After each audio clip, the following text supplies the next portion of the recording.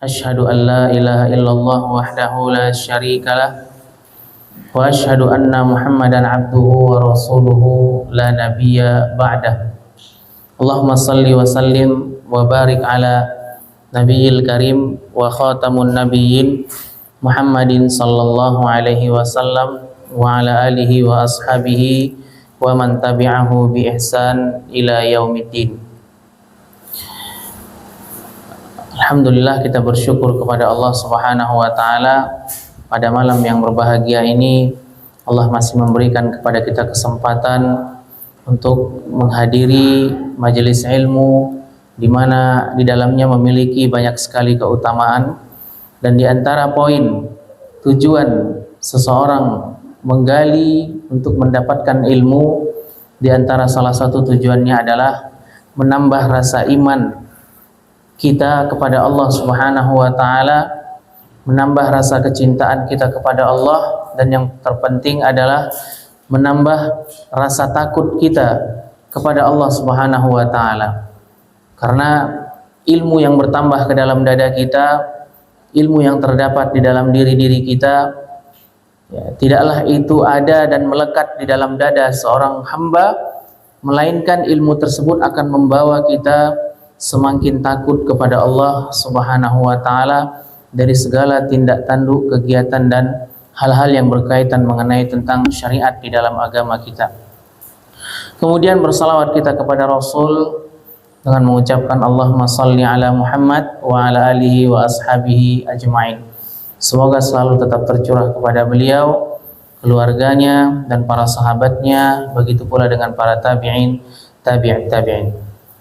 Jamaah yang dimuliakan Allah Subhanahu wa taala, pada kesempatan kali ini kita kembali melanjutkan kajian kita di kitab Minhajul Muslim, masih pada bab yang pertama, yakni bab akidah, pada pasal yang ke-16, yaitu yang berbicara tentang al-amru bil ma'ruf wan nahyu 'anil munkar, yakni perkara-perkara kebaikan dan larangan-larangan untuk melakukan kemungkaran.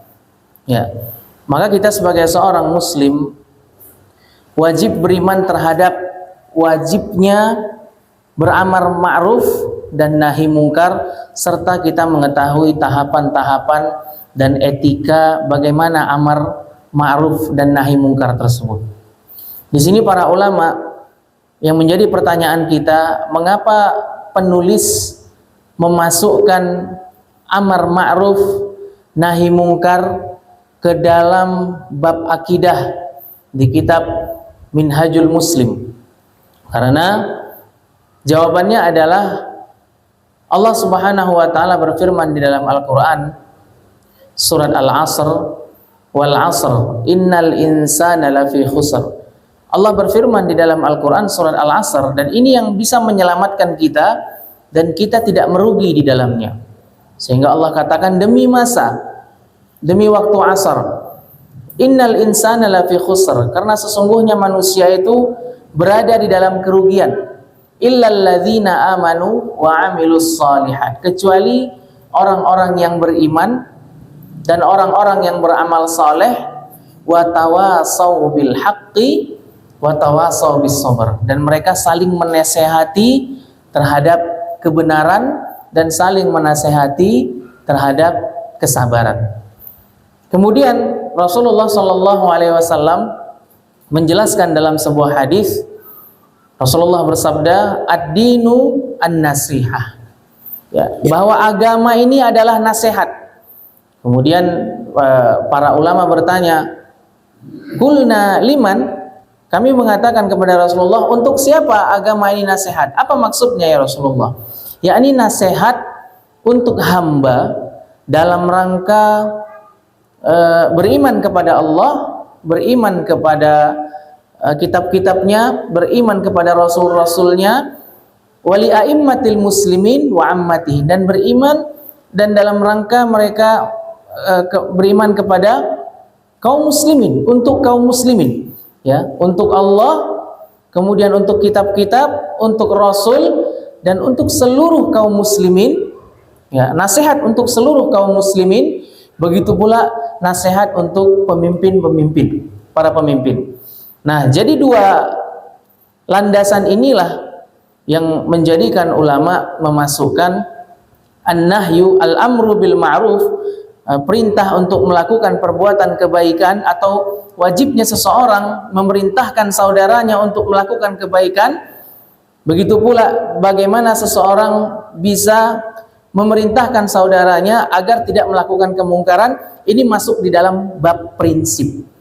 Ya, prinsip itu bisa ideologi, bisa akidah, bisa keyakinan. Di sini muallif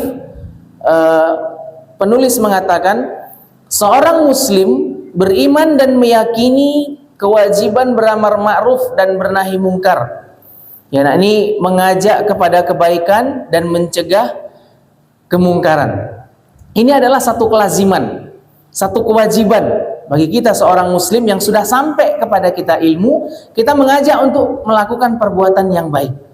Satu kelaziman. Nah, kita wajib beriman dan ini menjadi kewajiban seorang muslim. Karena ini adalah perintah dari Allah Subhanahu wa taala. Kita dianjurkan oleh Allah Subhanahu wa taala karena terkait perintah amar ma'ruf, perintah untuk kebaikan, yaitu sudah ada sejak zaman Nabi Adam alaihissalam. Ya, karena masing-masing nabi ini memiliki syariat tersendiri. Ya, disebutkan di zaman Nabi Adam itu syariatnya adalah berupa perintah, berupa anjuran, berupa ajakan, keutamaan, ya, kemudian fadilah-fadilah dan motivasi, targhib dan tarhib. Barulah kemudian dakwah yang sentral itu, dakwah yang kemudian besar, ya, itu ada pada zaman Nabi Nuh alaihissalam. Itulah mengapa Allah Subhanahu wa taala sebutkan awal mula Nabi Nuh alaihissalam, ya, awal rasul yang diutus oleh Allah Subhanahu wa taala untuk apa? Ani'budullah wajtanibut taghut, untuk memerintahkan kepada umatnya untuk menyembah kepada Allah Subhanahu wa taala dan menjauhkan at-taghut. At-taghut disebutkan oleh Umar bin Khattab, yang dimaksud dengan taghut di sini adalah iblis dan teman-temannya. Oleh karenanya jamaah yang dimuliakan Allah Subhanahu wa taala, iblis, ya, ini adalah musuh Allah atau yang biasa kita sebut dengan syaitan. Ya, jadi syaitan ini, setan ini yang biasa kita kenal di dalam bahasa kita sehari-hari, setan atau syaitan adalah sifat yang melekat kepada sesuatu dan dia itu jelek. Ya, syaitan ini bukan nama, tapi dia sifat, lebih kepada sifat. Oleh karenanya Nabi Muhammad SAW itu menyebutkan dari kalangan jin itu ada syaitan. Dari kalangan manusia itu ada juga syaitan. Bahkan hewan pun ada syaitan. Jadi jin ini ada yang baik, ada yang jahat. Ketika jin ini dia memiliki karakter sifatnya buruk, maka dilabeli dengan syaitan. Ya, begitu pula dengan manusia. Ya, manusia ini yang memiliki karakter yang buruk, yang jelek, maka dia disifatilah dengan asyaitan. Maka sudah tidak asing lagi di dalam bahasa kita. Kadang kalau kita marah sama seseorang, dongkol, ya, kemudian kita sebut orang itu setan, seperti itu. Walaupun ini adalah kalimat yang tidak terpuji, ya, melabeli seseorang dengan asyaitan. Jadi memang seperti itu. Begitu pula dengan hewan. Nabi Muhammad SAW menyebutkan sifat tipe hewan itu syaitan, disebutkan al-kalbu al-aswad. Anjing hitam itu, ya, itu adalah syaitan. Sehingga begitu pula ketika Abu Dzar al-Ghifari, kenapa disebutkan ada manusia yang berkarakter buruk itu seperti syaitan.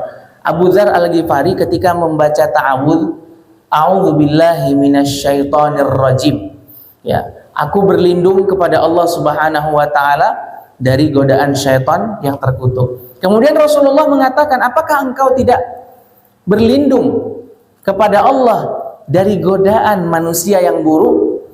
Nah, di sini kita bisa melihat bahwa terkadang bahkan kita sendiri sebagai hamba Allah, siapapun kita, kalau ada setan, syaitan ya dari kalangan jin mengajak kita untuk melakukan perbuatan maksiat, pasti kita tidak mau.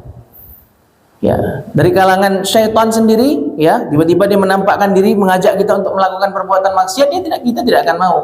Ya, tapi kalau ada manusia yang bisa mempengaruhi kita, kemudian mengajak kita untuk bermaksiat kepada Allah Subhanahu wa taala, pasti kita mau. Makanya disebutkan oleh Nabi Muhammad sallallahu alaihi wasallam, hum asyarru min syayatinal jinni. Nah, manusia yang memiliki karakter seperti ini lebih buruk daripada syaitan yang berasal dari kalangan jin atau syaitan itu sendiri. Ya, lebih buruk daripada iblis itu sendiri. Jadi syaitan ini adalah sesuatu yang melekat, ya, sifat yang jelek yang melekat kepada diri manusia atau hewan-hewan dan kalangan jin yang lain-lain. Oleh karenanya jamaah yang dimuliakan Allah Subhanahu wa taala, kita diwajibkan oleh Allah Subhanahu wa taala beriman kepada perkara-perkara yang ma'ruf. Apa yang dimaksud dengan perkara-perkara yang ma'ruf? Yang dimaksudkan dengan perkara yang ma'ruf adalah perkara-perkara yang baik. Ya, perkara-perkara yang bagus seperti itu. Lalu disebutkan oleh para ulama, apa ciri-ciri perkara yang ma'ruf itu? Kullu ma yuhibbullahu wa yardah. Jadi semua apa-apa yang dicintai dan diridhai oleh Allah Subhanahu wa taala, maka inilah yang disebut dengan perkara-perkara yang ma'ruf itu tadi. Kemudian yang kedua, apa yang dimaksud dengan yang mungkar? Yang mungkar adalah sesuatu yang tidak dicintai oleh Allah dan juga tidak diridhai. Maka ma'ruf dengan mungkar ini adalah satu lawan kata yang berbeda, ya, satu lawan kata yang berbeda. Jadi mungkar itu bisa dikatakan maksiat beserta dengan cabang-cabangnya, dan dosa-dosa yang lain itu bisa disebut dengan perkara-perkara yang mungkar. Kemudian penulis mengatakan, atas setiap muslim yang mukallaf lagi mampu dan telah mengetahui al-ma'ruf. Jadi al-amru bil ma'ruf wan nahyu 'anil munkar ini, ya, ini wajib dilakukan atas setiap kaum muslimin, ya, yang mana kaum muslimin ini telah dibebani syariah kepadanya, telah dibebani syariat, atau biasa dalam istilah fikih kita sebut dengan orang yang sudah balik. Jadi ketika seseorang sudah balik dan dia telah memiliki ilmu, ya, telah nyampe ilmu kepadanya, maka dia telah dibebankan di dalam syariat dan dia telah diberikan satu hukuman, ya, karena dia sudah balik, untuk memerintahkan saudaranya kepada perkara yang baik, kepada perkara yang baik, amar ma'ruf, ya. Begitu pula dengan mengingatkan saudaranya untuk tidak melakukan perkara-perkara yang dimurkai oleh Allah Subhanahu wa taala. Karena disebutkan para ulama, bahkan disebutkan oleh Nabi Muhammad sallallahu alaihi wasallam, ketika ada seseorang mengetahui itu kebaikan, kemudian dia tidak mengerjakan kebaikan ini yang sifatnya perintah, maka dia bermaksiat. Nah, kita yang telah dibebani oleh Allah Subhanahu wa taala syariat, kita yang sudah balik, ya, kita mampu untuk mengajak seseorang untuk melakukan perbuatan baik. Namun kita tidak lakukan itu. Telah sampai kepada kita ilmu, maka kita bermaksiat secara umum. Kata Allah Subhanahu wa, kata Nabi Muhammad sallallahu alaihi wasallam. Jadi kita yang punya kapasitas, kemampuan, ya, untuk memerintahkan seseorang mengajak kepada kebaikan, ya, kita tahu ini wajib hukumnya, lalu kita biarkan saudara kita meninggalkannya, kita tidak mau ajak dia, maka ini disebutkan oleh Allah Subhanahu, disebutkan oleh Rasulullah sebuah kemaksiatan. Jadi maksiat itu jangan kita pahami kita melakukan perbuatan dosa itu maksiat. Kita meninggalkan sholat itu maksiat, kita meninggalkan puasa itu maksiat, kita tidak mau bayar zakat itu maksiat. Tidak hanya sebatas itu, tidak hanya ketika sebatas kita melakukan perbuatan zina itu maksiat, kita mengambil yang bukan hak itu maksiat. Tidak sekecil itu makna maksiat. Jadi maksiat itu kata Rasulullah, kita sudah mampu, ya, kita punya kapasitas, ya, mengetahui sesuatu itu wajib, kemudian saudara kita meninggalkan, tidak mau mengerjakan, kita tidak mau memerintahkan saudara kita, ya, untuk melaksanakan sesuatu yang wajib, ini bagian dari maksiat. Kan ada nih zaman sekarang, ya udahlah, itu urusan dialah itu. urusan dia dengan Allah. Dia mau minum khamar, dia mau sholat, dia mau nggak sholat subuh, dia mau durhaka, itu urusan dia, nggak mau ikut campur. Nah ini amar ma'ruf nahi mungkar. Kita wajib untuk beramar ma'ruf nahi mungkar. Kita beriman dengan ini, sebagaimana yang kita sebutkan di awal tadi. Jadi tidak menyeru kepada kebaikan itu juga bagian dari maksiat. Karena apa? Kita menyuruh kepada amar ma'ruf nahi mungkar bagi seseorang yang sudah baligh. Kan kata Rasulullah SAW, balighu anni walau ayah. Sampaikanlah kepada saudara kita ya yang baik ya dariku, kata Rasulullah, meskipun cuma hanya satu ayat. Ya, jadi itu isyarat dari Rasulullah SAW. Jadi kewajiban kita sebagai seorang muslim yang sudah sampai ilmu kepadanya dan dia mengetahui tahapan-tahapannya, tahu etikanya dalam beramar ma'ruf. Dia mengatakan yang benar itu benar dan yang salah itu salah, tapi harus mengetahui etika, caranya. Jadi nggak sembrono. Ya, lalu mungkin dengan kalimat-kalimat atau dengan cara-cara yang mungkar kita mengingatkan kebaikan. Ya, ibarat seorang ya mau mengingatkan pemimpin. Ya, ini pemimpin ini buat kebijakan naik BBM yang tadinya Pertalite 7.500 tiba-tiba 12.000. Kemudian datanglah masyarakat itu berbondong-bondong ya ke istana presiden. Dia demokrasi, unjuk rasa segala macam, menentang, bakar ban dan yang lain-lain. Ini dia ingin mengingatkan pemimpin dalam perkara yang ma'ruf tapi dengan cara yang mungkar. Maka ini tidak masuk, karena tidak bisa dalam menasihati pemimpin itu dengan cara seperti ini. Kaidahnya seperti itu. Ya, maka mungkin kalau menasihati pemimpin mungkin ada orang yang mengingatkan ya, dinasihatin empat mata, kemudian dari lembaga-lembaga yang besar, dari pihak kepolisian atau dari pejabat-pejabat pemerintah, ada perwakilan DPR dan yang lain-lain. Ya, tidak kemudian masyarakat bergejolak untuk demo, kemudian banyak menimbulkan kerusakan. Nah, itu yang disebut dengan mengingatkan yang ma'ruf. Benar, dia ingin mengingatkan kebaikan untuk masyarakat pada umumnya, tapi dengan cara yang mungkar, tidak tahu etikanya. Sehingga apa? Yusabbib al-munkar al-akbar. Ya, sehingga terjadilah suatu kemungkaran yang lebih besar. Ya, ada orang kena batu, kena lempar dan yang lain-lain. Jadi memang amar ma'ruf nahi mungkar itu penting, tapi etikanya juga kita harus mengerti. Ya, disebutkan oleh pepatah Arab, kulil haqqo walau kana murran. Katakan yang benar itu benar meskipun terasa pahit. Ya, kenapa kita harus amar ma'ruf nahi mungkar? Karena sesungguhnya masih banyak di antara masyarakat yaitu yang belum mengetahui hal-hal yang ma'ruf. Ya, belum mengetahui, ada beberapa mungkin di antara masyarakat yang belum mengetahui sesuatu yang menjadi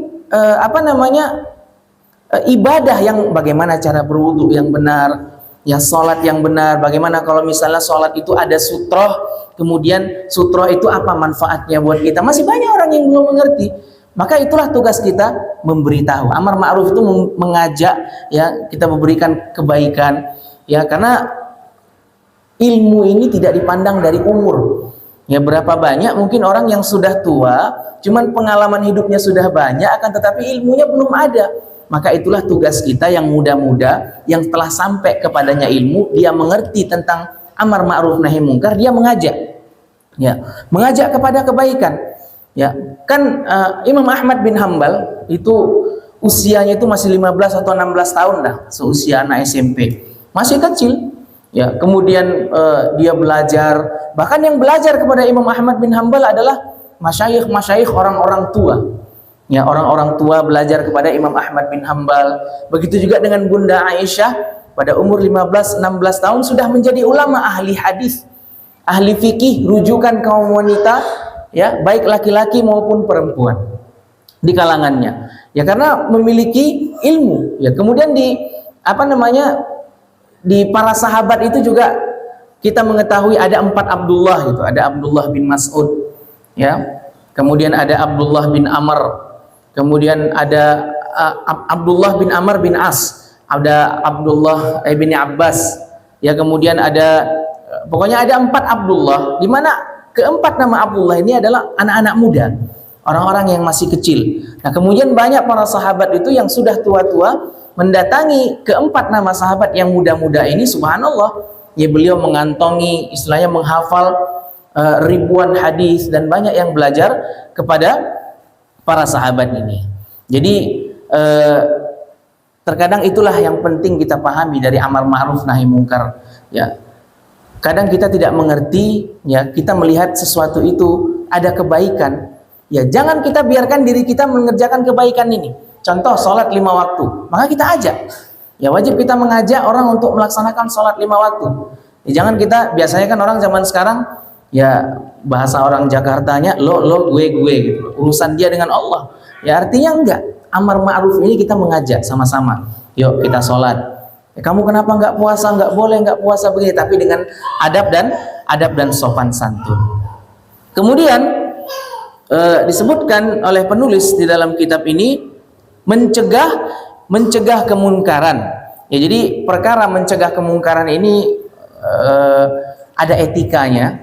Sama kita ketika memerintahkan kepada seseorang untuk mengerjakan kebaikan, begitu pula dengan untuk mencegah kemungkaran juga ada etikanya. Kita memiliki kaidah. Artinya ketika seseorang mau mencegah seseorang agar dia tidak melakukan kemungkaran, yang kita pahami adalah sebuah kaidah. Sebagaimana kaidah ini disebutkan oleh Nabi Muhammad SAW dalam sebuah hadis, man ra'a minkum munkaran falyughayyirhu biyadihi. Ya, kadang orang banyak salah paham nih. Apa kata Nabi Muhammad SAW? Ketika engkau melihat seseorang melakukan perbuatan mungkar, maka cegahlah dia dengan tanganmu. Ya, ada orang misalnya maling ketahuan kemudian dihakimi, ini cegah dengan tangan, kan dalilnya seperti itu. Oh enggak. Jadi man ra'a minkum mungkaran, barang siapa yang melihat satu kemungkaran, cegah dengan tangan, dalam artian dengan kekuasaan. Jadi ini kembali kepada orang yang memiliki kekuasaan. Karena orang yang memiliki kekuasaan, dia punya wewenang untuk mencegah kemungkaran. Ya, dia memiliki wewenang. Maka inilah yang pertama. Jadi orang yang memiliki kekuasaan, dia punya wewenang untuk mencegah sesuatu itu yang agar tidak terjadi kemungkaran. Kalau misalnya taruhlah kita dalam ruang lingkup masyarakat, yang jadi wewenang siapa? Pak RT misalnya. Atau dalam lingkup DKM, dalam lingkup masjid, yang punya wewenang, punya kekuasaan, punya jabatan siapa? Pak Takmir gitu, atau DKM, ketua DKM misalnya, seperti itu. Atau mungkin yang lebih besar lagi seperti pesantren, yang punya kekuasaan, yang punya wewenang untuk mencegah kemungkaran siapa? Pengasuh pesantren, mudirnya gitu. Ya, atau di dalam sebuah perusahaan mungkin yang bisa mengatur mencegah kemungkaran itu siapa? Itu mungkin Pak Manajer gitu, atau yang lebih kecil lah. Ya, di ruang lingkup kelas misalnya, siapa yang bisa? Ketua kelas. Yang lebih kecil dari itu dalam rumah tangga siapa? Ya bapak rumah tangga kita sebagai pemimpin yang memiliki kekuasaan. Jadi mencegah kemungkaran itu diawali dengan orang yang memiliki kekuasaan, sehingga kekuasaan dia ketika dia pemimpin muslim, ya, yang tadinya kebijakan ini tidak menguntungkan kaum muslimin, ketika dia memimpin dan dia orang muslim, dia arahkan kebijakan ini lebih menguntungkan kaum muslimin. Ya, itu dia. Jadi sebenarnya falyughayyirhu biyadihi itu lebih kepada kekuasaan. Adapun seorang dai, kemudian dia bisa kita lihat berapa banyak dai-dai haramnya melakukan perjudian, haramnya tempat-tempat bermaksiat, jual-jual wanita segala macam, ini haram, haramnya khamar. Datang gubernur, tanda tangan aja, langsung tutup tempat-tempat perjudian, langsung tutup tempat-tempat perzinahan, tempat-tempat khamar, dilarang miras dan segala macam. Ya, kalau kita sebagai dai, mungkin sebagai orang yang tidak memiliki wewenang, hanya bisa menyampaikan. Tapi yang tanda tangan, yang memiliki kekuasaan, dia nggak perlu berteriak, nggak perlu dia unjuk begini segala macam, cukup dia tanda tangan, tutup itu, ya, tempat-tempat maksiat seperti itu. Jadi falyughayyirhu biyadi. Jadi kekuasaan dan jabatan itu sangat berpengaruh untuk mengubah kemungkaran. Ya, begitu pula dengan seseorang yang dalam ruang lingkup yang lebih kecil. Ya, misalnya ini bukan ketua, bukan dalam kelas, dalam kamar, kepala kamar atau tidak. Ya, ada masyarakat di tengah komunitas kaum muslimin. Ya, siapa yang bisa mampu mencegah kemungkaran itu? Ya, orang yang dituakan. Ya, bukankah ketika Rasulullah SAW ya bersama para sahabat ya duduk-duduk di kota Madinah, kemudian datang orang Arab Badui yang datang dari pedalaman yang tidak punya etika dan sopan santun. Ya kemudian tiba-tiba kencing. Ya, kencing di Masjid Nabawi, pas di tempat Nabi sujud. Ya. Ketika itu Umar bin Khattab mau menghunus pedang. Wah, para sahabat udah emosi nih, oh enggak iya nih, mau kubunuh, sembelih aja kepalanya nih. Jangan dulu. Kemudian Rasulullah memerintahkan sahabat untuk mengambil segelas gayung untuk menyiram, dan Rasulullah memanggil orang tersebut, sehingga apa, dengan santun Rasulullah ya memanggil sehingga orang ini masuk ke dalam agama Islam, dan dia berdoa, Allahumma arhamni warhama Muhammadan wala tarham siwana. Lihat, dengan santun dakwah Rasulullah SAW, sehingga orang yang kencing ini, yang nggak tahu, yang punya etika ini, dia berdoa, ya Allah, berikanlah rahmat kepadaku, kepada Muhammad, dan jangan berikan rahmat kepada selain kami berdua. Ya, sehingga Nabi Muhammad SAW tersenyum dan mengatakan, laqad hajjarta wasi'an ya akhal Arab. Sesungguhnya engkau telah mempersempit sesuatu yang luas. Karena apa? Rahmat Allah yaitu sangat luas. Jadi tidak hanya sekedar saya atau kamu yang memiliki. Begitu pula ketika Nabi Muhammad SAW lewat, ya, lewat di sebuah jalan, tiba-tiba orang Yahudi, setiap Nabi Muhammad jalan diludahi dari atas, diludahi sama orang Yahudi, diludahi segala macam. Nah, suatu hari ketika Rasulullah jalan, tiba-tiba nih Yahudi kok nggak lewatin, kok absen nih, kecarian Nabi. Loh, biasanya ngeludahi kok, biasanya ngejek dari atas, ngeludahi, kok ini tiba-tiba nggak ada. Dicarilah, kemana Yahudi ini, ternyata dia sakit. Datang Rasulullah menjenguk, ya.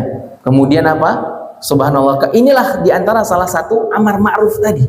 Ya, amar ma'ruf itu tidak hanya dengan ayo kita berangkat sholat, tapi mungkin bisa dengan akhlak, pendekatan. Melalui dengan pendekatan kita dizolimi oleh seseorang, maka jangan balas dengan kezoliman, biarkan saja dia menyebarkan fitnah tentang kita. Ya udah, biarkan saja. Kalau memang kita tidak melakukannya, maka ada Allah yang akan membebaskan nama kita. Ya, orang mencari-cari kesalahan kita itu biasa. Ya biarkan saja. Ya itu nanti dengan sendirinya Allah akan balas seperti itu. Maka kita balas dengan sesuatu, ya udah kita diam. Ya, karena seseorang itu, ya kalaulah Nabi Muhammad SAW, ya ini bukan menjadi suri tauladan kita, tidak mungkin Rasulullah mencontohkan itu kepada para sahabatnya. Ya, jadi kita tidak dengan kekerasan dan yang lain-lain. Allah menyebutkan dalam Al-Quran, Fabima rahmatin minallahi linta lahum walau kunta ghalidhan qalbi lam faddu min haulik. Ya Rasulullah, kalau engkau berdakwah ya dengan cara keras, dengan cara kasar, ya maka orang-orang nggak mau ngikutin kau. Semuanya lari, semuanya menghujat segala macam. Ya, maka dengan sopan santun, dengan akhlak Rasulullah, innaka la'ala khuluqin azim. Ya, maka Allah puji Rasulullah itu memiliki akhlak yang seperti Al-Quran. Ya, jadi al-amru bil ma'ruf wan nahyu 'anil munkar ini adalah diantara salah satu perkara yang agung. Sehingga karena ini adalah perkara yang agung, kita harus tahu dulu nih ilmunya. Ya, innamal ilmu bitta'allum, karena sesungguhnya ilmu ini didapat dengan cara belajar. Ya, gimana kita bisa amar ma'ruf nahi mungkar? Ya, kemudian ada orang bermaksiat, ya kemudian kita langsung gebukin dan segala macam, kita banting, kita teriak-teriak, kita yang dibanting nanti. Nah gitu. Jadi enggak serta merta, ada tahu tata caranya, ya. Tapi kita harus ketika melihat kemungkaran, ya jangan sampai ya udah itu urusan dia lah itu. Dia mau pacaran, dia mau begini, dia mau begitu, itu urusan dia dengan Allah. Kita biarkan. Ini kita berdosa. Ya, yang pertama kita lakukan adalah yang pertama kita ngingkari. Kalau kita termasuk orang yang memiliki wewenang, ya kita orang yang penguasa, memiliki kekuasaan, wewenang, maka kita harus cegah itu dengan kekuasaan kita. Ya, seperti itu. Jadi innamal ilmu bitta'allum, sesungguhnya ilmu itu didapatkan dengan cara belajar. Dan amar ma'ruf ini saking agungnya itu dia berada di bawah, ya setara bahkan di atas iman. Ya, bukankah Allah Subhanahu wa taala berfirman di dalam surat Al-Imran, apa kata Allah? Kuntum khaira ummatin ukhrijat linnas. Kamu adalah umat yang terbaik yang dilahirkan untuk manusia. Ta'muruna bil ma'ruf wa tanhauna 'anil munkar. yakni menyuruh kepada yang ma'ruf, pada kebaikan, dan mencegah dari yang mungkar. Wa tu'minuna billah, dan beriman kepada Allah. Dan ini ayat ya disebutkan oleh para ulama bahwa dalil ini menunjukkan bahwa ayat ini untuk para sahabat. Ya, ayat ini untuk para sahabat. Sahabat itu sangat mulia sehingga disebutkan oleh Allah khaira ummatin, sebaik-baik umat. Jadi kita tahu Nabi Musa memiliki umat, Nabi Adam ada juga pengikutnya, Nabi Nuh ada umatnya, Nabi Isa juga ada umatnya. Tapi sebaik-baik umat, bahkan Nabi Isa nanti di akhir zaman, yaitu pengikutnya orang-orang terbaik tuh. Dari Madinah muncullah sosok Imam Mahdi nanti yang nanti akan menentang Dajjal. Ini umat terbaik. Tapi umat yang lebih terbaik daripada umat-umat tersebut adalah para sahabat. Jadi ayat ini kuntum khaira ummatin, kalian adalah umat terbaik, kata Allah Subhanahu wa taala. Yang ini maksudnya adalah para sahabat. Dan ini sebagai dalil bagi kita, bagi orang yang suka mencela para sahabat. Ya, karena ada nih satu kelompok yang berpemahaman, ya kita sebut aja orang-orang Syiah. Ya, orang-orang Syiah Rafidhah ya, yang meyakini imam ke-12, yang dia mengatakan bahwasannya Allah itu salah, bahkan Jibril salah dalam menurunkan wahyu, harusnya bukan kepada Nabi Muhammad, harusnya bukan kepada Abu Bakar, ya, tapi langsung kepada Ali bin Abi Thalib, ya, menantunya Rasulullah. Sehingga mereka celah, di dalam kitab-kitab mereka disebutkan bahkan anna Abu Bakar wa Umar wa Uthman finnar. Ya, disebutkan seluruh para sahabat, ya, kecuali beberapa itu disebutkan di dalam neraka. Bagaimana mereka mampu mengatakan itu, sedangkan Allah Subhanahu wa taala memuji para sahabat.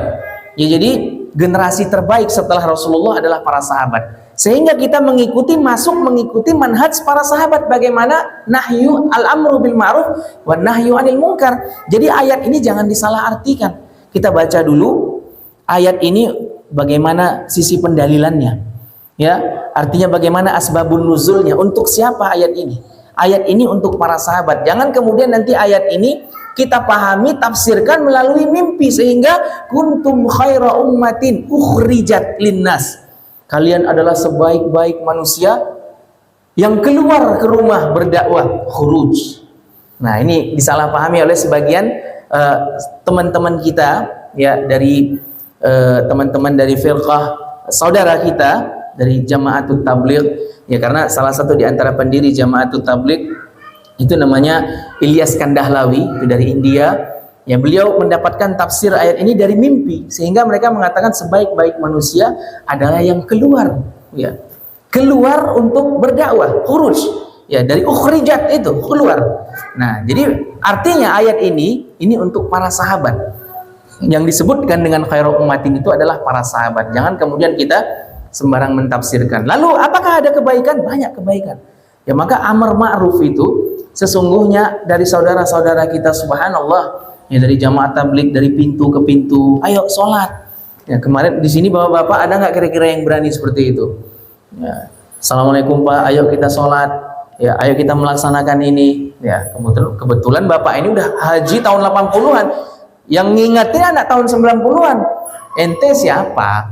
Saya udah haji tahun 80, ente belum lahir aja saya udah haji, ngajak-ngajak ke masjid. Alimana aneh pada ente. Nah, kan ini seperti ini. Nah, bagaimana orang-orang Jama'atut Tabligh ini kuat mentalnya gitu.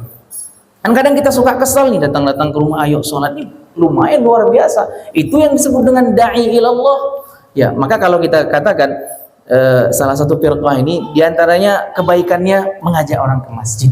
Ya, adapun pemahaman khuruj, ya, sampai meninggalkan anak istri berhari-hari, 30 hari, 40 hari, ya, ini kita perlu kaji lagi. Ya, artinya kita harus berkaca kepada bagaimana landasan kita kepada Rasulullah SAW, apakah benar dakwah yang demikian. Tapi sejatinya hal-hal yang seperti itu ada sisi positifnya dan ada negatifnya. Ya, jadi sifat sahabat Nabi Muhammad SAW yang disebutkan dengan khairu ummatin, sebaik-baik umat, ini al-amr bil ma'ruf wan nahyu 'anil munkar, dan mereka memerintahkan kepada perkara yang ma'ruf dan mencegah manusia untuk melakukan perbuatan yang haram. Ya, sehingga amr bil ma'ruf ini masuk dalam perkara yang agung. Dan Allah Subhanahu wa taala menyebutkan di dalam surat Ali Imran ayat 104, wal takum minkum ummatun yad'una ilal khair wa ya'muruna bil ma'ruf wa yanhauna 'anil munkar. Dan hendaklah kalian di antara kamu segolongan umat yang menyuruh kepada kebaikan, menyuruh kepada yang ma'ruf dan mencegah dari yang mungkar. Ya. Jadi sahabat adalah generasi terbaik. Siapa setelah sahabat generasi terbaik? Adalah tabi'in. Ya. Setelah tabi'in, tabi'ut tabi'in. Apakah kita umat akhir zaman disebutkan generasi terbaik? Umat Nabi Muhammad SAW disebutkan umat yang mulia, disebutkan secara umum. Maka disebutkan Rasulullah, khairun nasi qarni, sebaik-baik manusia setelahku, tsummal ladzi yalunahu, tsummal ladzi yalunahu. Kemudian setelahnya tabi'in, tabi'ut tabi'in. Ya, jadi begitu pula dengan di antara salah satu ciri-ciri wali-wali Allah yang kita sebutkan, ada wali Allah, ada wali syaitan. Jadi jangan serta-merta kita melihat ada luar biasa, sedangkan orangnya ini nggak pernah sholat, nggak pernah kita lihat menjalankan perintah Allah, tiba-tiba dia kebal, tiba-tiba dia bisa terbang, bisa menghilang. Ya, jangan kita percaya, bisa jadi itu adalah wali syaitan. Ya, kemudian sifat wali Allah itu adalah amar ma'ruf dan nahi munkar. Ya, begitu pula dengan salah satu di antara wali Allah, ya, Luqman, ya, wasiat Luqman, ya, Luqman Al-Hakim, ya. Luqman Al-Hakim di sini para ulama berselisih, berbeda pendapat. Ya, sebagian ulama mengatakan, ada yang mengatakan Luqman Al-Hakim ini adalah seorang nabi, dan sebagian mengatakan Luqman Al-Hakim ini bukan nabi, tapi orang soleh. Dan pendapat yang paling kuat adalah bahwa Luqman Al-Hakim bukan nabi, dia adalah orang soleh. Disebutkan dalam beberapa riwayat hadis bahwa Luqman Hakim ini memiliki ciri-ciri yang hitam, berasal dari negeri Habasyah. Ya, Habasyah ini adalah salah satu kota negara di mana yang pertama kali Rasulullah, para sahabat ketika terancam di kota Makkah, mereka hijrah ke Habasyah. Habasyah ini kalau sekarang apa nama negaranya itu? Ethiopia, ya. Sudan, kemudian Ethiopia, ya, orang-orang berkulit hitam, ya. Bahkan An-Najasyi, raja Habasyah itu orang Kristen, tapi dia menjamin orang-orang muslim yang datang ke Habasyah pada zaman Rasulullah untuk minta perlindungan. Nah, jadi Luqmanul Hakim ini sezaman dengan Nabi Daud. Jadi berasal dari kulit hitam, bahkan disebutkan ciri-cirinya dia berkulit hitam, kakinya itu memiliki cacat fisik, ya, artinya mata kakinya itu kayak kalau bahasa orang Jawanya apa ya, agak bengkok lah, gatuk atau apa gitu, bengkok dia. Kemudian bibirnya itu besar seperti itu. Tapi subhanallah, dengan kondisi yang seperti itu Allah masukkan nama Luqmanul Hakim di dalam Al-Quran sebagai nama surat. Kan ada tuh surat Luqman. Kenapa Allah masukkan? Karena di antara wasiat Luqmanul Hakim kepada anaknya apa? Wasiatnya adalah, ya bunayya, wahai anakku, aqimis shalah wa'mur bil ma'ruf. Wahai anakku, kerjakanlah salat. Nah, salat ini artinya kalau di zaman Luqman, di zaman Nabi Daud, bukan tata cara seperti kita. Ini syariat Nabi Muhammad. Ya, salat ini artinya doa, meminta kepada Allah, mentauhidkan Allah. Kemudian yang kedua apa? Al-amru bil ma'ruf wanha 'anil munkar. Ya. Dan suruhlah manusia untuk mengerjakan yang baik dan cegahlah mereka dari perbuatan yang mungkar. Dan masih banyak orang-orang soleh yang melakukan hal ini. Ya, kita tahu kan ada keluarga Imran, ada Ali Imran. Ya, kita tahu ada surat Ali Imran. Ini adalah keluarga Imran. Nah, Imran ini adalah orang soleh, orang biasa sama seperti kita.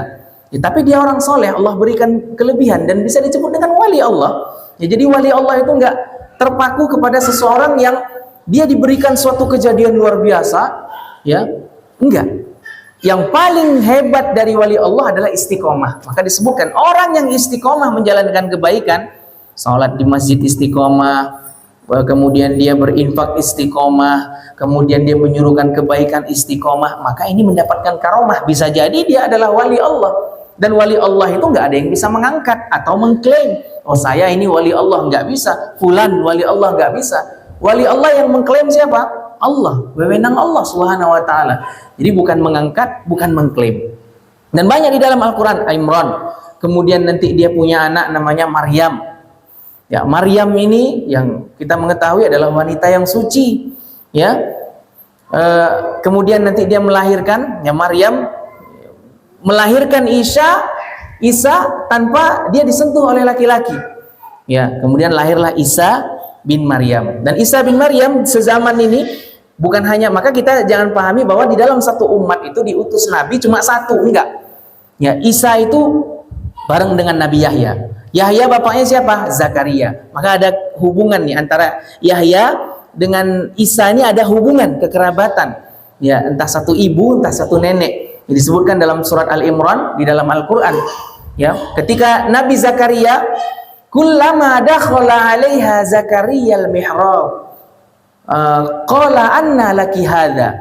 Jadi ketika Nabi Zakaria datang ke tempat ibadahnya, mihrab itu tempat ibadah Maryam.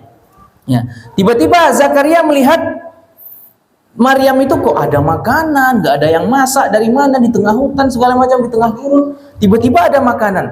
Maka ditanya, anna laki hadza? Kata Allah dalam surah Al-Imran, ya dari mana? Kata Nabi Zakaria kepada Maryam.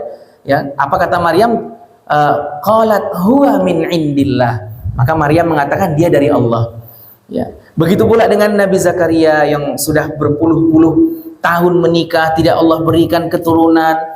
Ya, qala rabbi anna yakunu li gulam wa qad balaghaniyal kibar wa imraati aqir. Ya Allah, gimana? Dia minta kepada Allah, ya Allah, berikan aku keturunan, dzurriyyah.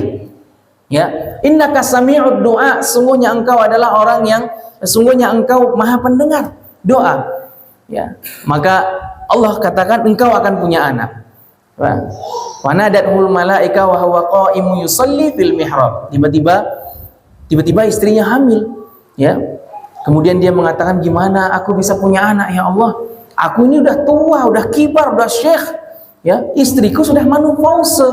Ya, udah akhir, udah tua. Gimana aku bisa hamil? Istri bisa hamil? Bagaimana itu? Apa kata Allah? Qala kadzalika Allahu yaf'alu ma yasha.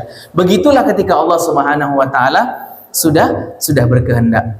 Jadi Yahya dengan Isa ini sama sezaman. Ya, bahkan ada Yahya disebutkan dalam beberapa hadis, Yahya ini memiliki karakter ketika Allah turunkan perintah, sampaikan kepada umatnya Bani Israel. Maka Yahya ini nanti dulu, nanti ditunda-tunda. Kemudian Isa ketika diturunkan perintah untuk menyeru kepada yang ma'ruf, dia langsung gas gitu. Kita gas saja gitu. Ya, maka sempat disebutkan dalam beberapa riwayat, Isa ini marah kepada Yahya. Allah turunkan 5 perintah kepada Yahya.